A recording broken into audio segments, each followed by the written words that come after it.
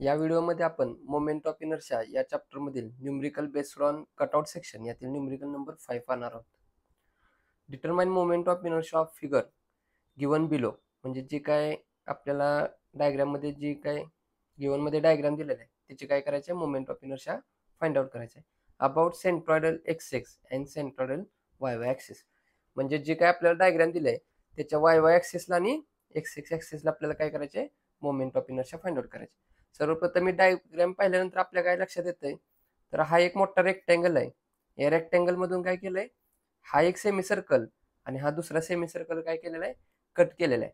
आणि जो काय आपला लॅमिना शिल्लक राहतोय याचा moment of inertia about x X axis आणि वाय वाय ॲक्सिस काय करायला सांगितलं, आपल्याला फाइंड आउट करायला सांगितलं. सॉल्व्ह करायला आपण ट्राय करूया. सर्वप्रथम काय करूया, ही डायग्राम कशी बनलेली आहे, तर एक मोठा रेक्टँगल आहे. त्या रेक्टँगलचा सेंट्रॉइड कसा येणार आहे, हाईटच्या हाफ. टोटल हाईट किती आहे इथं दिलेलं आहे 400. 400चे हाफ किती असणार, 200. म्हणजेच इथून हे 10 आणि हे टोटल 200 आहे. सॉरी, हे जर 100 इथून हे 200, तर काय होणार, ह्या 200च्या हाफ म्हणजे इथंपर्यंत, इथून ते डिस्टन्स 100, इथून ते डिस्टन्स 100 म्हणजे 200. म्हणजे बरोबर हे 400चे हाफ काय असणार, इथून हे 200, इथून हे 200 वरती काय असणार आपला ह्या रेक्टँगलचा एक्स एक्स ॲक्सिस.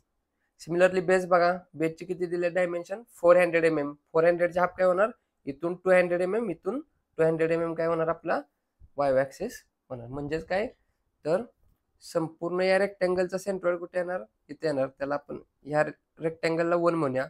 मग या सेंट्रॉइडला काय म्हणणार आपण, G1. आता बघा, हा एक सेमी सर्कल आहे, हा एक सेमी सर्कल आहे. या सेमी सर्कलचा काय करूया आपण, सेंट्रॉइड फाइंड आउट करण्याचा प्रयत्न करूया. बघा, सेमी सर्कलचा सेंट्रॉइड आपण लास्ट टाइम फर्स्ट व्हिडिओमध्ये आपण पाहिलेच, प्रत्येक डायग्रामचे सेंट्रॉइड कसे फाइंड आउट करायचे. तर बघा, हा सेमी सर्कल आहे, तर बेस पासून 4r/3π वरती असतं. आता हा सेमी सर्कल, याचा बेस कुठं आहे, येतोय, आपण ड्रॉ करूया इथं पेन्सिलने. हा बेस आहे, इथून किती असतं रे, हे डिस्टन्स म्हणजेच किती असतं, 4r/3π. इथं काय येणार, याचा वाय वाय ॲक्सिस येणार. आणि सेमी सर्कलचा एक्स बार कसा असतो, जेवढं काय त्याचा डायमीटर आहे त्याचा हाफ काय असतो त्याचा एक्स बार. आता कसे आहे, आपण पहिलं हॉरिझॉन्टलला एक्स बार म्हणायचो. आता काय होणार आहे, ही डायग्राम अशी झाल्यामुळे काय होणार, हा वाय बार असणार आहे. म्हणजे त्याचा वाय बार इथं किती वरती येणार, बरोबर टोटल जर का इथं दिलेलं आहे 200 आहे, तर हाफ किती 100 वरती याचा काय असणार आहे, इथून 100 वरती, इथून 100 वरती याचा एक्स एक्स असणार आहे. आणि इथून इथं 4r/3π वरती काय असणार याचा वाय वाय. आतापर्यंत काय करायचं, आपण याला वाय बार म्हणायचो. वाय बार कसा काढायचो, आतापर्यंतची डायग्राम कशा होत्या, सेमी सर्कलच्या बेस खाली असायचा आणि अशा प्रकारचे डायग्राम असायचे. त्यामुळे काय म्हणायचं आपण याला, इथून ते डिस्टन्स, उभं डिस्टन्स म्हणजेच काय असतं आपलं वाय बार. वाय बार कसा काढायचो आपण, 4r/3π. परंतु आता डायग्राम काय केली आहे, अशी उभी झालेली आहे. म्हणून काय होणार, आता आतापर्यंत ज्याला आपण वाय बार म्हणायचो, तो आता काय झाला, एक्स बार झाला. बघा, हे हॉरिझॉन्टल डिस्टन्स, हॉरिझॉन्टल म्हणजेच काय एक्स, म्हणजे हा झाला एक्स बार. जर असं असतं तर याला आपण म्हटलं असतं वाय बार. आता असं झाल्यामुळे काय झाला, हा एक्स बार झाला. सिमिलरली बघा, एक्स बार किती असणार, 4r/3π. आणि वाय बार इथून किती वरती असणार, टोटल जर 200 असेल तर त्याच्या हाफ डिस्टन्स वरती काय होणार आपला वाय बार, म्हणजेच काय एक्स एक्स ॲक्सिस, आणि एक्स बार म्हणजेच वाय वाय ॲक्सिस भेटणार. सिमिलरली बघा, या डायग्रामसाठी हा पण सेमी सर्कल आहे, याला आपण 2 नंबर म्हणूया आणि ह्याला 3 नंबर म्हणूया. ह्याचा सेंट्रॉइड कुठे येणार, बेस पासून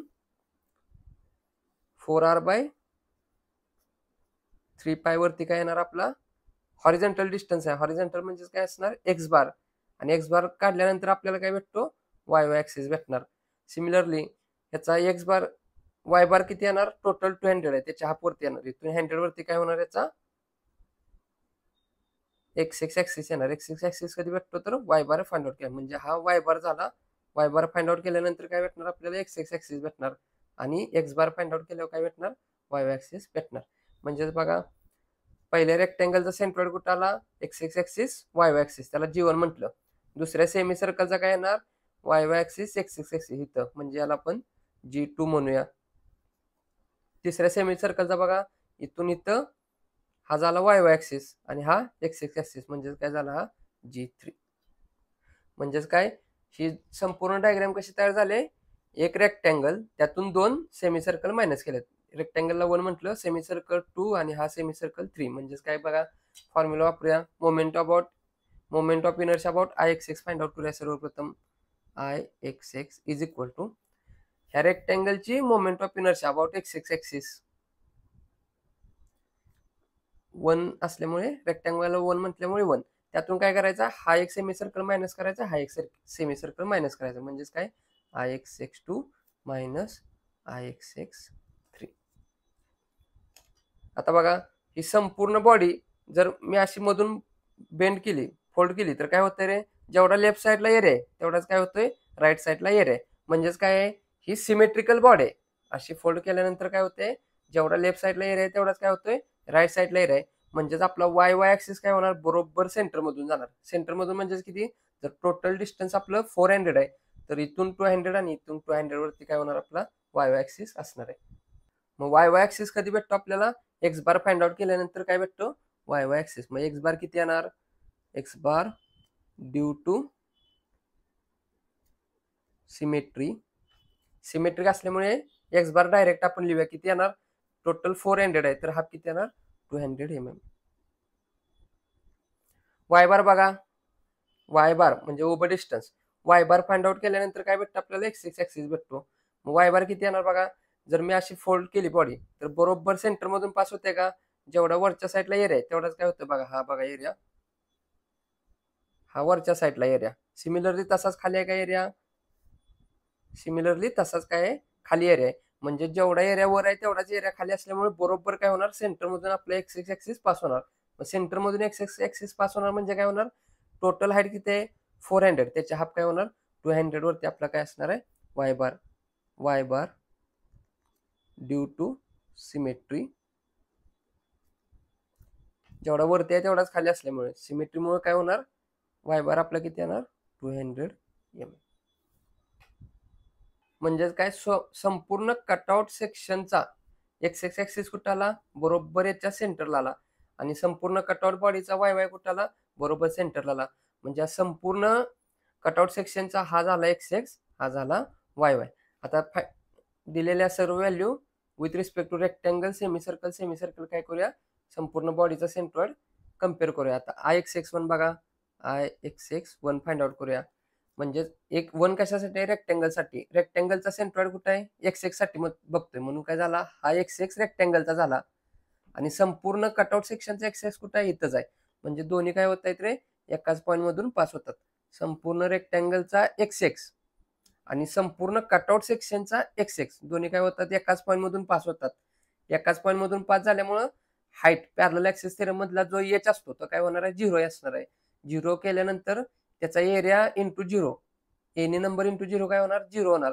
म्हणून ए इंटू H1 स्क्वेअर जो आतापर्यंत आपण करत होतो तो काय होणार आहे, 0 होणार आहे. म्हणून काय करायचे, डायरेक्ट रेक्टँगलची मोमेंट ऑफ इनर्शिया घ्यायची. कशी असणार आहे, रेक्टँगलची मोमेंट ऑफ इनर्शिया कशी काढतो, BD³ डिवायडेड बाय 12. हे सर्व आपण फॉर्म्युला पण का नाही, एरिया कसा काढायचा, moment of inertia about x, moment of inertia about Y, सर्व आपण व्हिडिओ नंबर 1 मध्ये पाहिलेले आहेत. ते डिस्क्रिप्शन मध्ये लिंक ठेवतो, तिथून तुम्ही सर्व गोष्टी कव्हर करू शकता. सध्या बघा, आता रेक्टँगलचा डायरेक्ट काय घ्यायचा, मोमेंट ऑफ इनर्शिया घ्यायचा.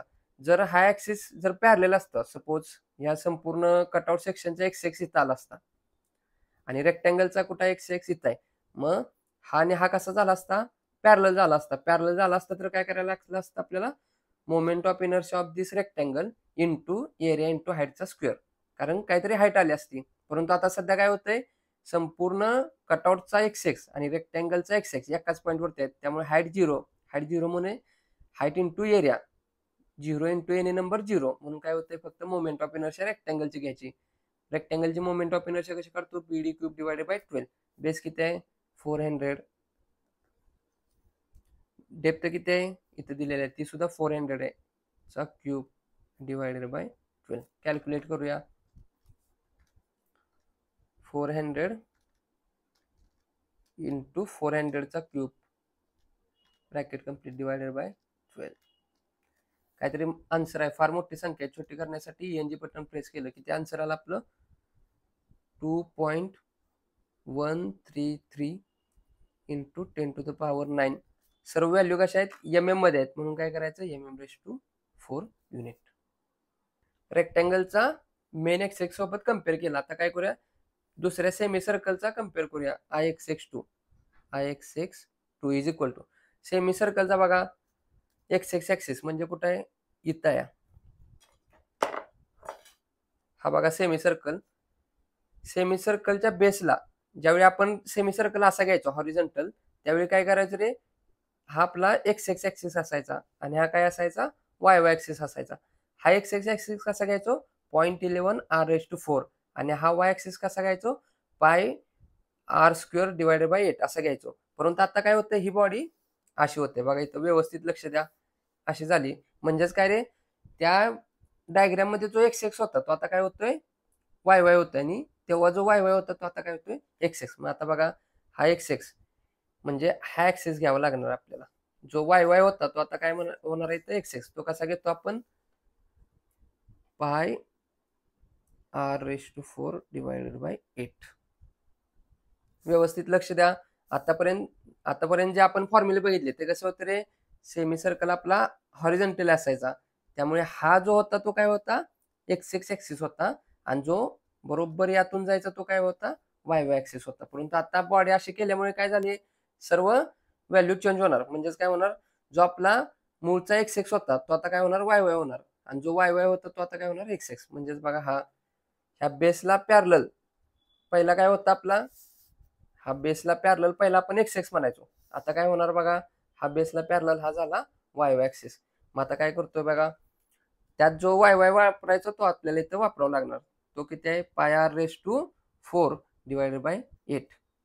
याचा एक्स ऍक्सिस इथं आहे आणि संपूर्ण कटआउट सेक्शनचा एक्स ऍक्सिस इथंच आहे. दोन्ही एकाच पॉईंट वरती आहेत बघा. संपूर्ण कटआउटचा एक्स आणि ह्या सेमी सर्कलचा एक्स दोन्ही एकाच पॉईंट वरती असल्यामुळे हाईट 0 आली. हाईट इंटू एरिया काय होणार 0 येणार म्हणजे पॅरलल ऍक्सिस मधलं जे पुढचं इक्वेशन होतं 0 होणार. राहिलं फक्त moment of inertia of this rectangle. बघा ह्या बेसला सेमी सर्कलचा जो परपेंडिक्युलर ऍक्सिस असतो त्याचा आपण कसं काढतो πr⁴ / 8. पाय ॲज इट इज. रॅडियस किती टोटल हे डिस्टन्स डायमीटर असतं. डायमीटरच्या हाफ काय असतं रॅडियस असते. जर डायमीटर 200 असेल तर रॅडियस किती होणार 100⁴ / 8. कॅल्क्युलेट करूया. पाय ब्रॅकेटमध्ये 100⁴ ब्रॅकेट कम्प्लीट / 8 किंवा इज इक्वल टू करूया काहीतरी आन्सर आला. आन्सर / 8 काहीतरी व्हॅल्यू आली मोठी आहे त्याला छोटी करण्यासाठी काय केलं ENG बटन प्रेस केलं की त्याला 39.269 म्हणजेच काय 727 इंटू 10⁶ mm⁴.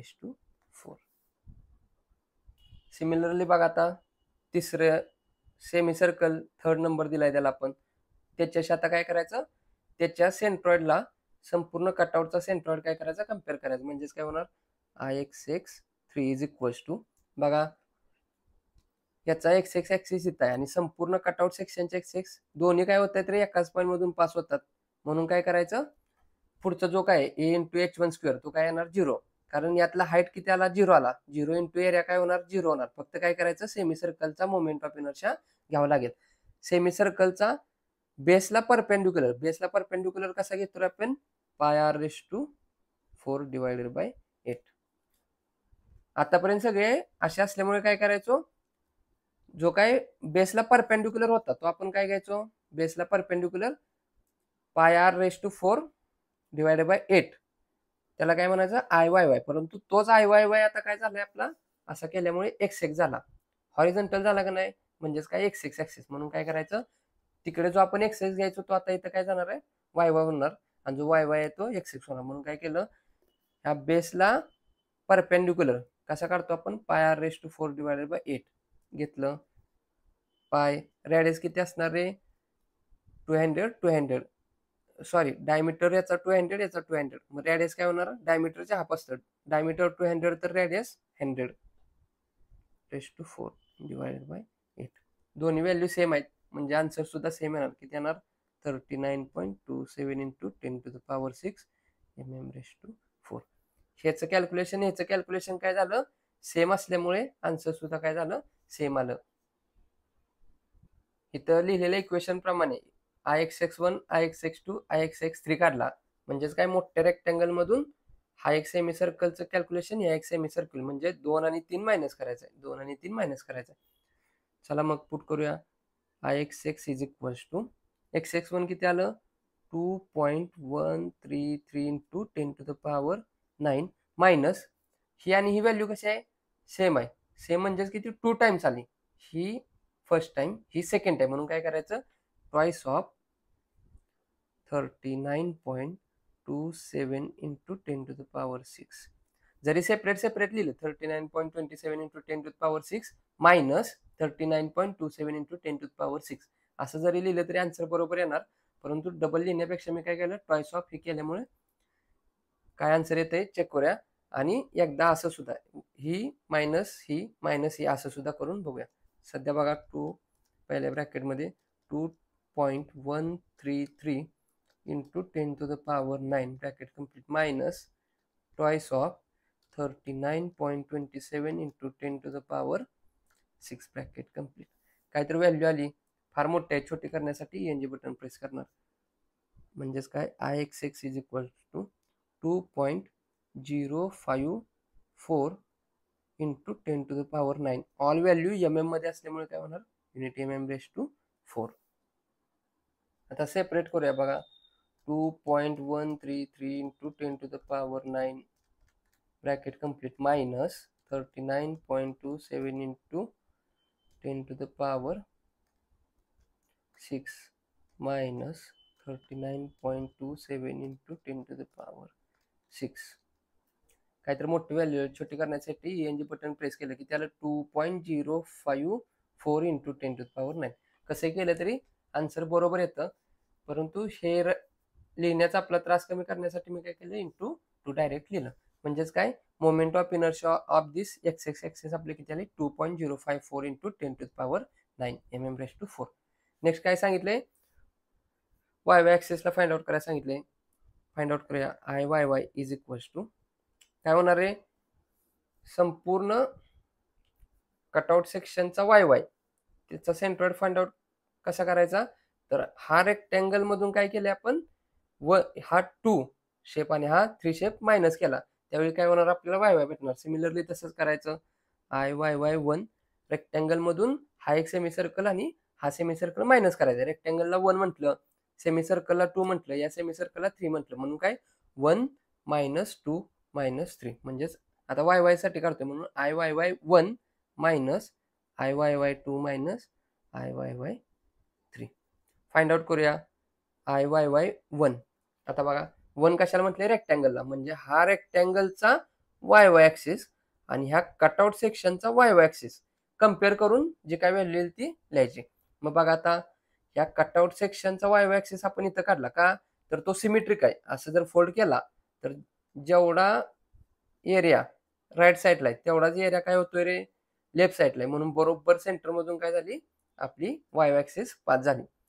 मग इथं लिहिलं YY ऍक्सिस किती, 200 mm, म्हणजे इथून 200 mm, इथून 200 mm वरती आपला YY ऍक्सिस असणार आहे. बघा, आता काय करायचं, संपूर्ण कटआउट सेक्शनचा YY आणि संपूर्ण रेक्टँगलचा YY कम्पेअर करायचा. कम्पेअर केल्यानंतर बघा, G1 इथं काढला आपण, म्हणजेच दोन्ही काय होते तर एकाच पॉईंट मधून पास होतात. ह्या रेक्टँगलचा सेंट्रॉइड YY ऍक्सिस इथं आहे आणि ह्या कटआउट सेक्शनचा YY ऍक्सिस पण इथंच आहे. दोन्ही एकाच पॉईंट मधून पास होतात, म्हणून पॅरलल ऍक्सिस मधलं A1 H1 स्क्वेअर हे कॅल्क्युलेशन काय होणार आहे, आपलं 0 होणार आहे.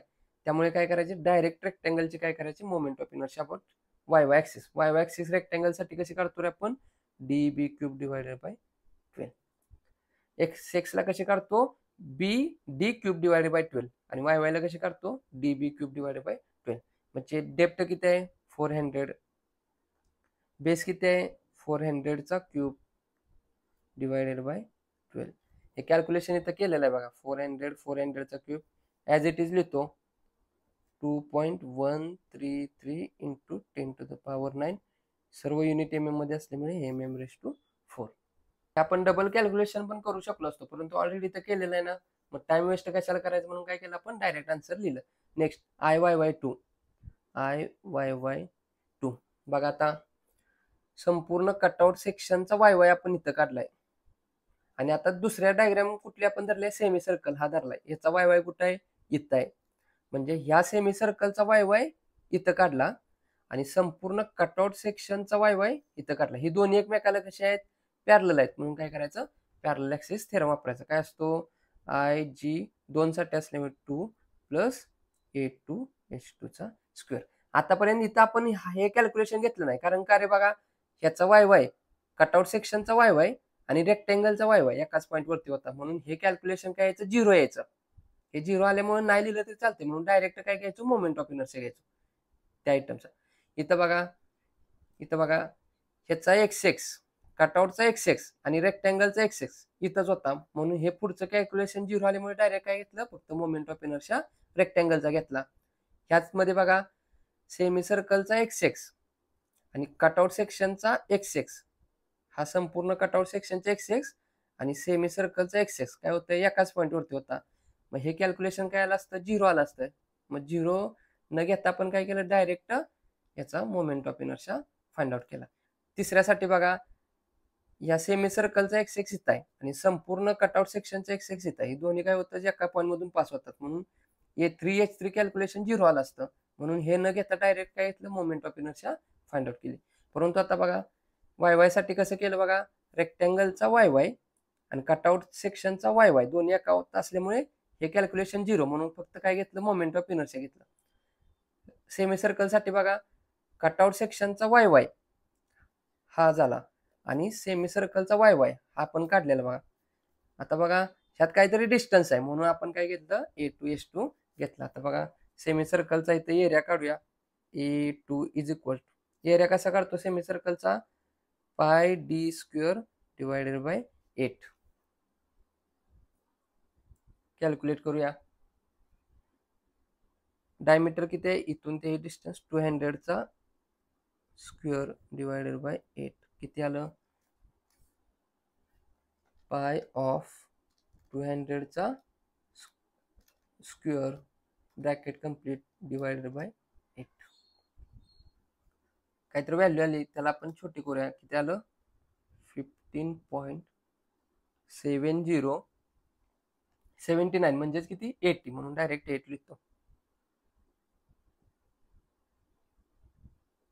10⁻³ ऑल युनिट mm मध्ये असल्यामुळे mm स्क्वेअर. त्याचप्रमाणे डिस्टन्स पण फाइंड आउट करूया. इथून हे डिस्टन्स किती असतं, या बेस पासून त्याच्या सेंट्रॉइडचं डिस्टन्स, हे डिस्टन्स किती असतं, 4r/3π. आता हे असं केल्यामुळे काय होणार, इथून ते डिस्टन्स उभं येणार असं, म्हणजे ते फाइंड आउट करूया. 4r/3π किती आहे, 4r/3π. रॅडियस किती येणार, डायमीटर 200 आहे, डायमीटर 200 त्याचे हाफ रॅडियस असणार 4 डिवायडेड बाय 100 डिवायडेड बाय 3π.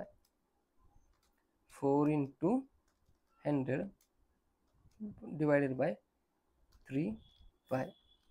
काहीतरी व्हॅल्यू आली, किती आहे ती, 42.44. 42.441. डिस्टन्स कसं लिहितो आपण, mm मध्ये लिहितो. आता बघा, व्हॅल्यू पुट करूया. सेमी सर्कलचा वाय वाय काढायचा आहे, वाय वाय म्हणजे हे डिस्टन्स. आता बघा, वाय वाय काय होणार, हे डिस्टन्स. सेमी सर्कलच्या बेसला जो पॅरल असतो त्याचं कॅल्क्युलेशन मोमेंट ऑफ इनर्शिया आपण कसं काढतो रे, 0.11 r/4. आतापर्यंत कसं काढायचं, हे असं होतं, हे जे असायचं यासाठी आपण काय करायचो, 0.11 r/4 असायचा फॉर्म्युला.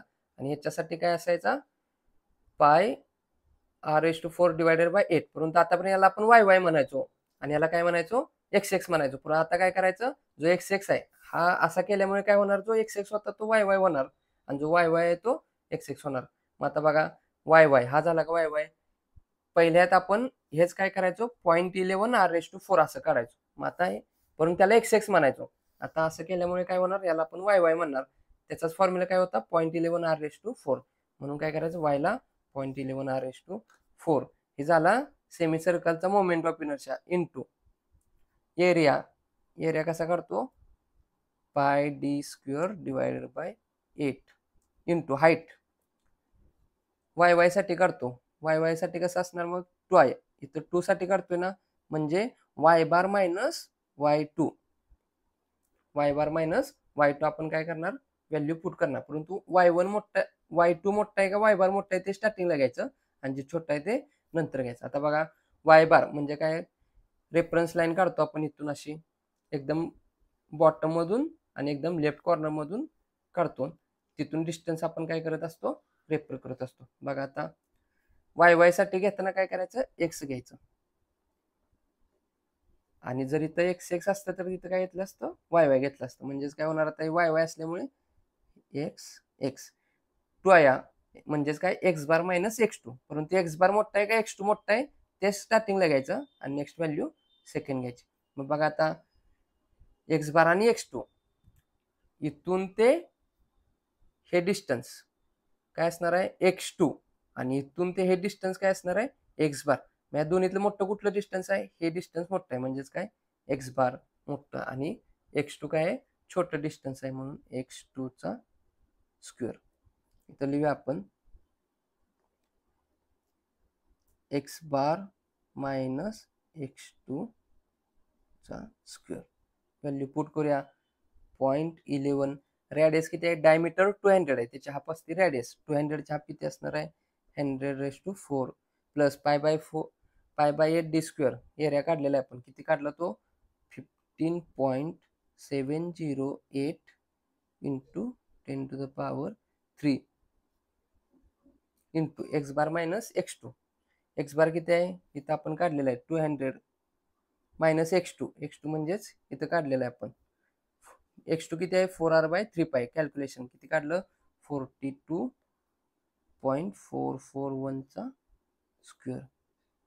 हे काय येणार, आपली Iyy2 ची व्हॅल्यू येणार. कॅल्क्युलेट करूया, 200 मायनस 42.441 ब्रॅकेट कम्प्लीटचा square is equal to, answer मध्ये सेव्ह असणार आहे, हे इंटू करतो मी, इंटू 15.708 इंटू 10⁻³ ब्रॅकेट कम्प्लीट. काहीतरी आन्सर आलं, एवढ्या संपूर्णच आन्सर हे आहे, प्लस 0.11 इंटू 0.11 आहे, डायरेक्ट 0.11 लिहिलं तरी चालतं. 0.11 इंटू 100⁴ ब्रॅकेट कम्प्लीट. संपूर्ण कॅल्क्युलेशन हे आलं. हे कॅल्क्युलेशन कसं आहे, फार मोठं आहे, त्याला छोटं करण्यासाठी आपण ENG बटन प्रेस करणार. की त्याला आपलं आन्सर 40, इथं नाही इथं 401 लिहिलं तरी चालतं किंवा ॲज इट इज पुढचं लिहिलं तरी चालतं, काय प्रॉब्लेम येत नाही, आन्सर बरोबर येतं. 400.948 इंटू 10⁻6. युनिट सगळी MM मध्ये असल्यामुळे आपला आन्सर काय येणार, mm⁴. आता Iyy3 फाइंड आउट करूया.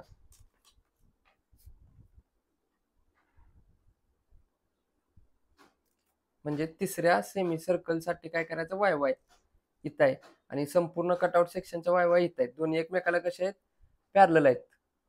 संपूर्ण कटआउटचा वाय आणि या पर्टिक्युलर सेमी सर्कलचा वाय दोन्ही एकमेकाला पॅरलल असल्यामुळे काय करणार, पॅरलल ऍक्सिस थेरम वापरणार. काय असतो, IG3 प्लस A3H3 चा स्क्वेअर.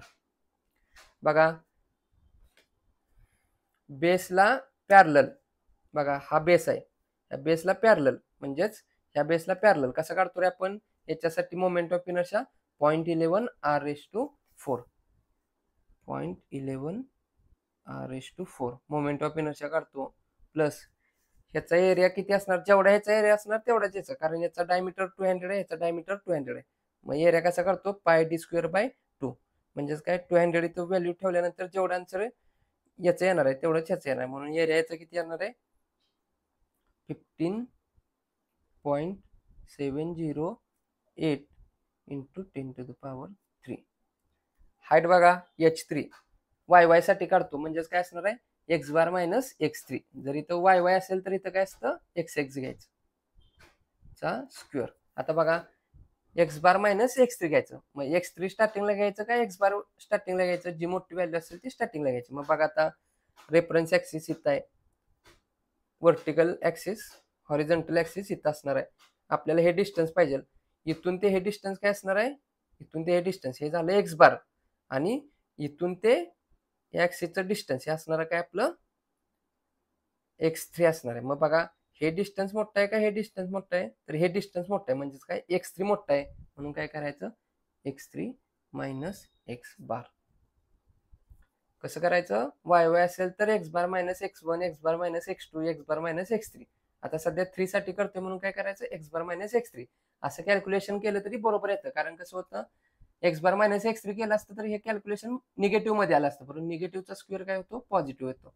त्यामुळे एक्स बार मायनस x3 जरी लिहिलं तरी चालतं. परंतु काय करतो आपण मॅक्झिमम मोठी संख्या स्टार्टिंगला घेऊन छोटी पुढे लिहितो. त्यामुळे मी काय केलं स्टार्टिंगला x आणि x लिहिलं. आपल्याला माहित होतं एक्स बार मायनस x3 लिहायचं आहे, परंतु x3 अगोदर लिहायचं का एक्स बार अगोदर लिहायचं, तर जे डिस्टन्स मोठं आहे ते स्टार्टिंगला घ्यायचं आणि जे डिस्टन्स छोटं आहे ते नंतर घ्यायचं. म्हणून x3 मायनस एक्स बार घेतलं. व्हॅल्यू पुट करूया 0.11. रेडियस डायमीटर 200 आहे, रेडियस किती होणार 100 power 4 plus 15.708 into 10 to the power 3 x3. बघा आता x3 म्हणजे काय रे, ह्या पॉइंट पासून ते ह्यापर्यंत डिस्टन्स किती असणार, टोटल 400 आहे. इथून ते इथपर्यंत किती आहे 400 आहे. त्यातून जर का एक छोटंसं डिस्टन्स 4r/3π जर आपण मायनस केलं तर ऑटोमॅटिक काय होणार आहे, इथून ते डिस्टन्स राहणार आहे. म्हणजेच काय रे, टोटल किती आहे इथं फाइंड आउट करूया. x3 इज इक्वल काय होणार, टोटल 400 आहे, 400 मायनस इथून ते छोटं डिस्टन्स किती आहे 4r/3π ते आपण कॅल्क्युलेट केलं. 4r/3π किती आहे ते 42.441. कॅल्क्युलेट करूया.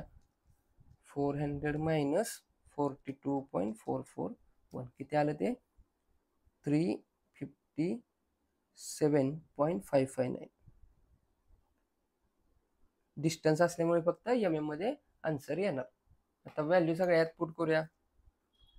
x3 किती डिस्टन्स काढला आपण 357.559 मायनस एक्स बार किती आहे डिस्टन्स, इथं आपण ड्यू टू सिमेट्रिक असल्यामुळे एक्स बार किती आलं, जेवढं डिस्टन्स होतं त्याच्या हाफ आलं. टोटल 400 होतं, हाफ 200 आलं. किती आहे ते 200 ब्रॅकेटचा स्क्वेअर. कॅल्क्युलेट करूया. कॅल्क्युलेट केल्यानंतर काय येणार IYY3 आपलं आन्सर येणार. बघा पहिल्यांदा हे सोडवतो मी. फर्स्ट ब्रॅकेटमध्ये 357.559 मायनस 200 ब्रॅकेटचा स्क्वेअर. ही जी काय व्हॅल्यू आन्सरमध्ये सेव्ह आहे इंटू हे करतो मी into 15.708 into 10 to the power 3 bracket complete. हे टोटल आन्सर आता काय आन्सरमध्ये सेव्ह आहे त्याला प्लस करायचं आहे आपल्याला.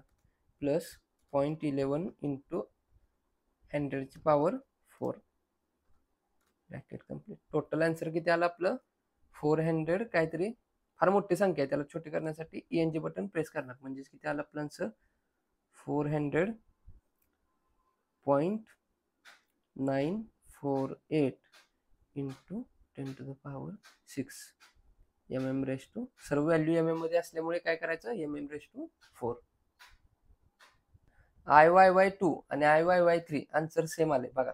परंतु तुम्हाला ह्या गोष्टी लक्षात येण्यासाठी आपण ही स्टेप वाढवले.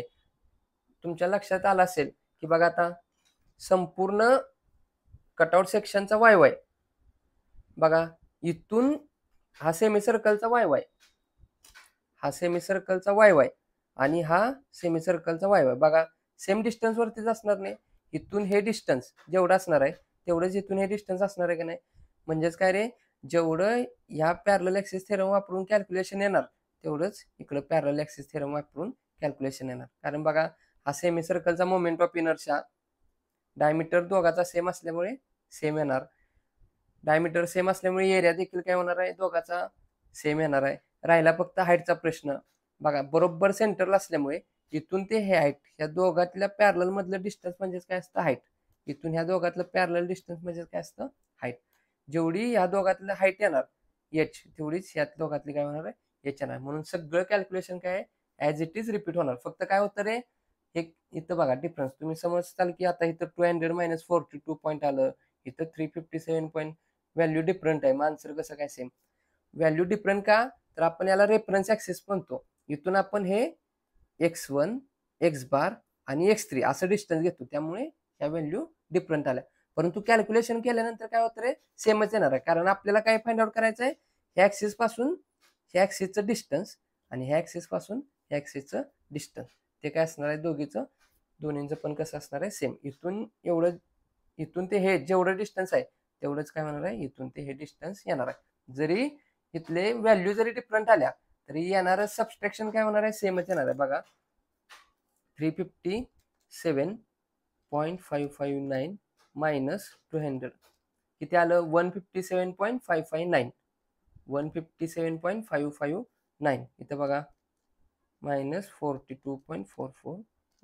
बघा 157.559 157.559 म्हणजे बघा दोन्हीचं पण कॅल्क्युलेशन कसं आलं, सेमच आलं. सगळ्या व्हॅल्यू सेम आल्यामुळे काय होणार आहे, आन्सर सुद्धा आपलं काय होणार आहे, रिपीट होणार आहे. ही तुम्ही स्टेप स्किप करू शकता, परंतु तुमच्या लक्षात आलं पाहिजे. बघा आपल्याला काय करायचं होतं, मेन कटआउटचा वाय वाय हा कशासोबत, ह्या सेमी सर्कलच्या वाय वाय आणि ह्या सेमी सर्कलच्या वाय वाय सोबत काय करायचा, कम्पेअर करायचा होता. हे जेवढं डिस्टन्स आहे तेवढंच काय होणार आहे, हे डिस्टन्स असणार आहे, म्हणून सगळं कॅल्क्युलेशन सेम येणार.